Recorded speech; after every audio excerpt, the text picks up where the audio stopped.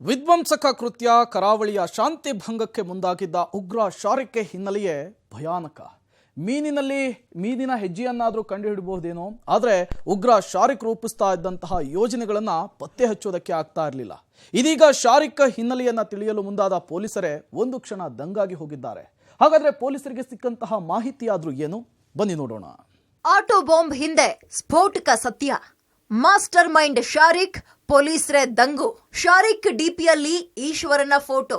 ವಿಧ್ವಂಸಕ ಕೃತ್ಯ ಕರಾವಳಿ ಶಾಂತಿ ಭಂಗಕ್ಕೆ ಮುಂದಾಗಿದ್ದ ಉಗ್ರ ಶಾರಿಕ್ ಹಿನ್ನೆಲೆಯೇ ಭಯಾನಕ. ಮೀನಿನ ಹೆಜ್ಜೆಯನ್ನಾದ್ರೂ ಕಂಡುಹಿಡಿಬಹುದೇನೋ, ಆದರೆ ಈ ಉಗ್ರ ಶಾರಿಕ್ ರೂಪಿಸ್ತಾ ಇದ್ದ ಯೋಜನೆಗಳನ್ನ ಪತ್ತೆ ಹಚ್ಚೋಕ್ ಆಗಿರ್ಲಿಲ್ಲ. ಇದೀಗ ಶಾರಿಕ್ ಹಿನ್ನೆಲೆ ತಿಳಿಯೋಕ್ ಮುಂದಾದ ಪೊಲೀಸರೇ ದಂಗಾಗಿ ಹೋಗಿದ್ದಾರೆ. ತಿಂಗಳುಗಟ್ಟಲೆ ಮೈಸೂರಿನ ಮೇಟಗಳ್ಳಿಯ ಲೋಕನಾಯಕ ನಗರದಲ್ಲಿ ವಾಸವಿದ್ದ ಶಾರಿಕ್ ಮೇಲೆ ಕಿಂಚಿತ್ತೂ ಸಂಶಯ ಬಂದಿರಲಿಲ್ಲ. ಥೇಟ್ ಹಿಂದುವಿನಂತೆ ಮಾರುವೇಷ ಧರಿಸ್ತಾ ಇದ್ದ ಉಗ್ರ ಶಾರಿಕ್ ತನ್ನ ವಾಟ್ಸ್ಆಪ್ ಡಿಪಿಯಲ್ಲಿ ಈಶ್ವರನ ಫೋಟೋ ಹಾಕೊಂಡಿದ್ದ.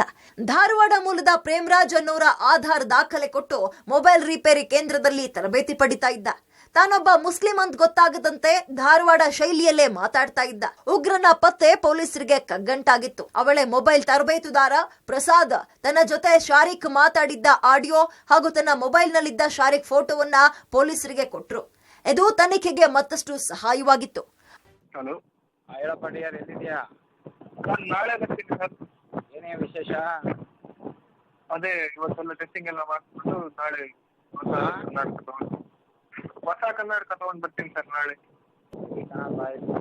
ಮೊದಲು ಬಂದು ನಮ್ಮಲ್ಲಿ ಸೇರೋದು ಶಾರಿಕ್ ಅಂತಲ್ಲ, ಪ್ರೇಮರಾಜ್ ಅಂತಾನೆ ಕೊಟ್ಟಿದ್ದು. ಅವನ ಆಧಾರ್ ಕಾರ್ಡ್ ಕೂಡ ತೋರಿಸ್ದ, ಅದರಲ್ಲೂ ಕೂಡ ಪ್ರೇಮರಾಜ್ ಅಂತಾನೆ ಇತ್ತು, ಮತ್ತೆ ಅವನದೇ ಫೋಟೋ ಕೂಡ ಇತ್ತು.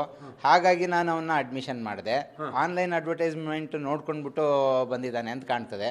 ಮೈಸೂರಲ್ಲಿ ಆ್ಯಕ್ಚುಲಿ ಧಾರವಾಡದಿಂದ ಬಂದಿರೋದು ಸರ್. ಮೈಸೂರಲ್ಲಿ ನಾನು ಕಾಲ್ ಸೆಂಟರ್ಗಂತ ಕೆಲ್ಸಕ್ಕಂತ ಬಂದೆ.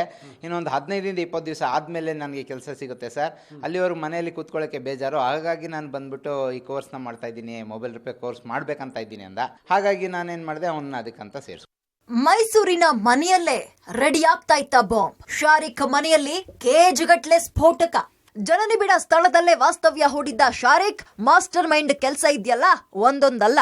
ಪೊಲೀಸರಿಗೆ ಸಿಕ್ಕಿ ಬೀಳದಂತೆ ಎಚ್ಚರಿಕೆಯ ಹೆಜ್ಜೆಯನ್ನಿಡ್ತಾ ಇದ್ದ. ಭಯೋತ್ಪಾದನೆ ಜೊತೆಗೆ ಆನ್ಲೈನ್ ಮೂಲಕ ಬಿಟ್ಕಾಯಿನ್ ಚಲಾವಣೆ ಮಾಡ್ತಿದ್ದ. ದುಬೈ ಸೇರಿ ಕೆಲ ದೇಶಗಳಿಂದ ಹಣ ವರ್ಗಾವಣೆ ಆಗ್ತಿತ್ತು. ಕ್ಯಾಶ್ ಪಡೆದ್ರೆ ಸಿಕ್ಕಾಕೊಳ್ಳೋ ಭಯದಿಂದ ಡಿಜಿಟಲ್ ಕರೆನ್ಸಿ ಬಳಸ್ತಾ ಇದ್ದ. ಬ್ಲಾಕ್ ವೆಬ್ ಮೂಲಕ ಬಿಟ್ಕಾಯಿನ್ ದಂಧೆಯ ನಿಪುಣನಾಗಿದ್ದ. ಅಲ್ಲದೆ ತನ್ನ ಪಟಾಲಂ ಪಡೆಗೆ ಇಂಟರ್ನೆಟ್ ಆಪ್ ಕಾಲ್ ಮಾಡ್ತಾ ಇದ್ದ ಅನ್ನೋ ಸ್ಫೋಟಕ ಮಾಹಿತಿ ಬಯಲಾಗಿದೆ. ಇನ್ನು ಶಾರಿಕ್ ತನ್ನ ವಾಸ್ತವ್ಯ ಹೂಡಿದ್ದ ಮನೆಯಲ್ಲೇ ಬಾಂಬ್ ಅನ್ನ ತಯಾರು ಮಾಡ್ತಿದ್ದ. ಆನ್ಲೈನ್ ಮೂಲಕ ಕೆಲವೊಂದು ಬಾಂಬ್ ಕಚ್ಚಾ ವಸ್ತುಗಳನ್ನ ಖರೀದಿ ಮಾಡಿದ್ರೆ ಮತ್ತೆ ಕೆಲವು ಸ್ಫೋಟಕಗಳನ್ನ ಅಂಗಡಿಗೆ ಹೋಗಿ ಖರೀದಿಸ್ತಾ ಇದ್ದ.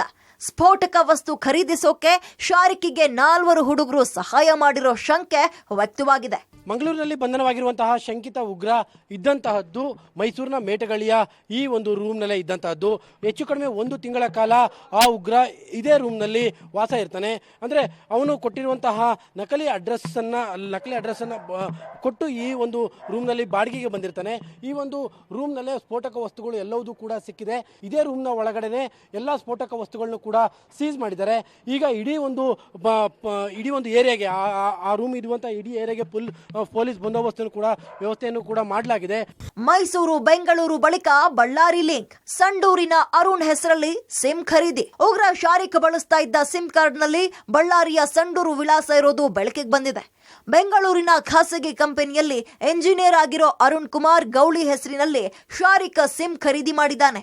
1.5 ವರ್ಷದ ಹಿಂದೆ ಅರುಣ್ ಬೆಂಗಳೂರಲ್ಲಿ ತನ್ನೆಲ್ಲ ದಾಖಲೆಗಳನ್ನ ಕಳೆದುಕೊಂಡಿದ್ದ. ಇದನ್ನೇ ಉಗ್ರ ಬಳಸ್ಕೊಂಡಿರೋದು ಬೆಳಕಿಗೆ ಬಂದಿದೆ. ಹೇಗೆ ಉಗ್ರ ಶಾರಿಕ್ ಹಿನ್ನೆಲೆ ಬಗದಷ್ಟು ಬಯಲಾಗ್ತಾ ಇದೆ. ಸದ್ಯ ಆಸ್ಪತ್ರೆಯಲ್ಲಿರೋ ಶಾರಿಕ್ ಚೇತರಿಸಿಕೊಳ್ತಾ ಇದ್ದಂತೆ ಪೊಲೀಸರು ವಿಚಾರಣೆ ನಡೆಸಲಿದ್ದಾರೆ. ಆಗ ಮತ್ತಷ್ಟು ಸ್ಫೋಟಕ ಮಾಹಿತಿಗಳು ಹೊರಬೀಳುತ್ತೆ. News desk, Public TV.